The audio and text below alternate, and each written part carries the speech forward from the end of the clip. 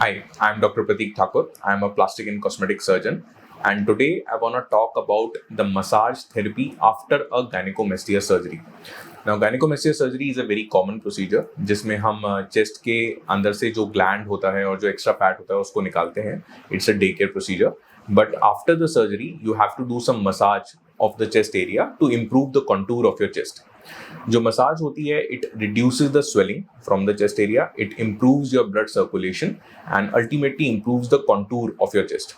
जो मसाज होती है ये बेसिकली 2 फेजेस में की जाती है. जो फर्स्ट फेज होता है मसाज का that can start after the second week of your surgery और from the starting of your second week, यानी कि 7 to 10 डेज के आसपास. ये जो मसाज होती है इनिशियली आपको 2 मिनट या 3 मिनट करनी होती है morning and evening, and gradually आप उसको इंक्रीज कर सकते हैं अप टू 5 मिनट्स और 10 minutes depending on the amount of swelling in your area. ये मसाज में आपको यूज करना होता है कोकोनट ऑयल या कोई भी moisturiser, and you have to use basically the finger tips of your hand.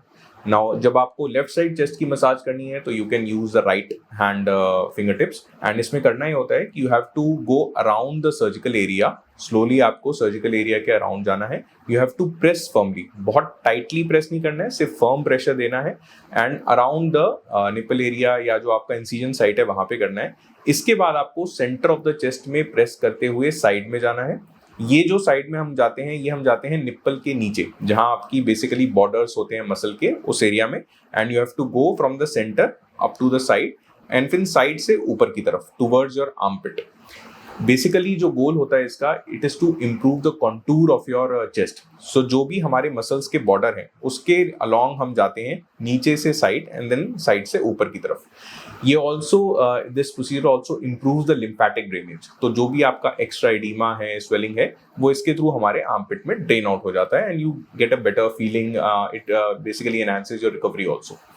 सो ये फर्स्ट फेज रहता है. जो सेकंड फेज होता है that you have to do after 4 to 6 weeks of your surgery. 4 to 6 weeks के बाद चेस्ट के अंदर कभी कभी कुछ स्कार टिश्यू बनता है. ये स्कार टिश्यू आपके निप्पल वाले एरिया में जहां इंसिजन होता है वहां बन सकता है, या जो एरिया हमारा लाइपोसक्शन का होता है उस एरिया में बन सकता है. ये बेसिकली थोड़ी सी हार्डनेस रहती है एंड जहां जहां आपको ये हार्डनेस फील होती है उस एरिया में आपको फिंगर टिप्स के थ्रू प्रेशर के साथ सर्कुलर मोशन में मसाज करना होता है. अगर किसी एक पॉइंट पे आपको लग रहा है कि हार्डनेस है तो उस पॉइंट पे आप प्रेशर से फर्मली सर्कुलर मोशन में मसाज करेंगे.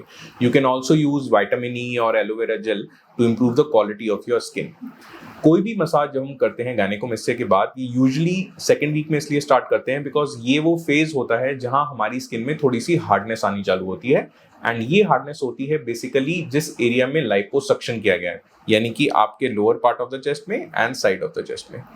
सो मसाज के साथ आप स्ट्रेचिंग भी कर सकते हैं जो कि अल्टीमेटली आपकी स्किन को फ्लेक्सिबल और प्लायबल बनाता है. स्ट्रेचिंग में आपको ये करना होता है कि you can take the support of a wall and उसके अलोंग आप जो है अपना हाथ धीरे धीरे ऊपर लेके जा सकते हैं. द होल एम इज कि आपकी ये जो पूरी स्किन है ये अच्छे से प्लायबल हो जाए एंड पूरी स्किन जो है अच्छे से स्ट्रेच करे. So this is the basic protocol, and you can use any coconut oil or moisturizer for the procedure.